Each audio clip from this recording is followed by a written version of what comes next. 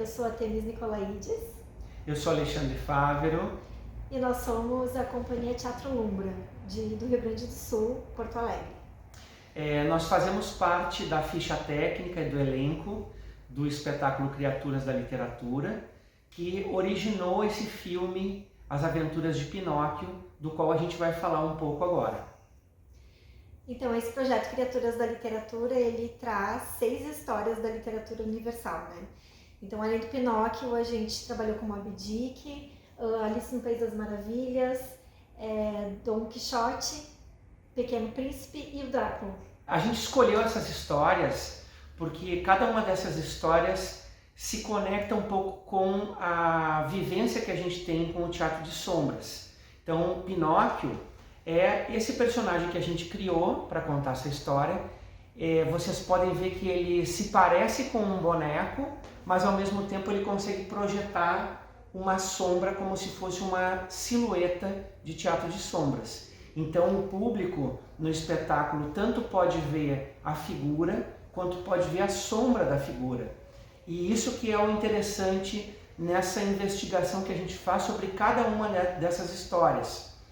A história de Pinóquio, a gente utilizou não só elementos do teatro de sombras mais tradicional, com as projeções, mas também a gente fez locações onde a gente criou imagens que a gente não conseguiria colocar no teatro.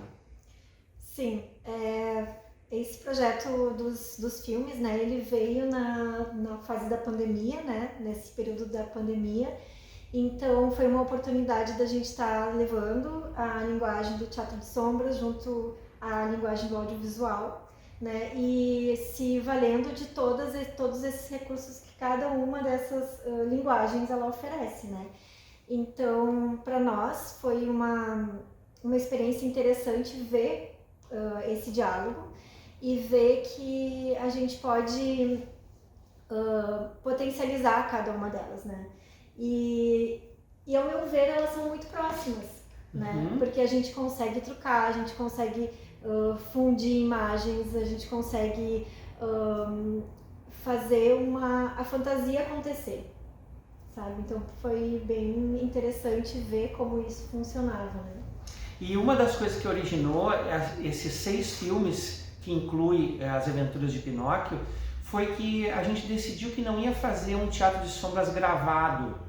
A gente queria fazer algo um pouco diferente, então foi criado um roteiro audiovisual onde a gente transpôs essas histórias de teatro que já existiam, que elas foram criadas em 2019 para uma temporada que nós fizemos em Porto Alegre, e com a pandemia, ao invés de a gente fazer uma circulação pelo estado do Rio Grande do Sul, que era impossível de se fazer durante o isolamento social que a gente estava vivendo, nós decidimos então criar esses roteiros, e aí vocês vão conseguir ver um pouco dessa experiência onde a gente traz o teatro de sombras e mantém ele como uma linguagem para contar essa história, e ao mesmo tempo usa todos os recursos de animação para o vídeo, para o audiovisual, com a pós-produção, que é a edição dessas imagens, que foi a Temis que resolveu muitas dessas questões técnicas na parte da edição desses vídeos.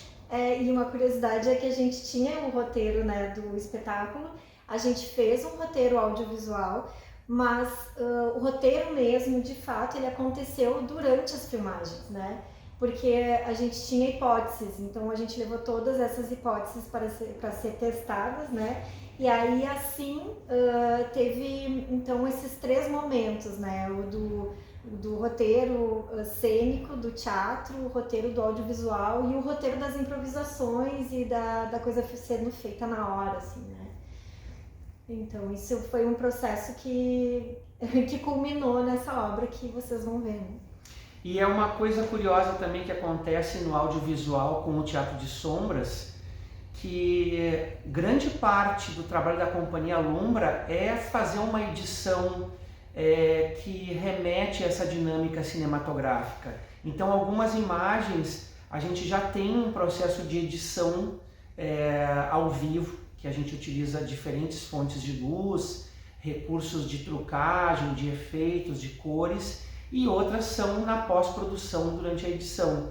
Então, muitas vezes, nesses filmes que a gente tem realizado, fica difícil de saber o que está sendo feito ao vivo e o que é a pós-produção nessa parte da ilha de edição, onde são recursos digitais que são efetuados para que a gente tenha uma unidade estética e um ritmo nessa edição. Eu acho que a gente tem que convidar as pessoas a verem 2 vezes, né? Para tentar descobrir, então, para tentar ter esse olhar e viajar um pouco, né? De como, a partir disso que a gente está falando, de como foi feito. Então fica o nosso convite para vocês apreciarem esse trabalho. É uma das várias criaturas da literatura que a gente elegeu para fazer as nossas versões em sombras e luz. Muito obrigado e até a outra.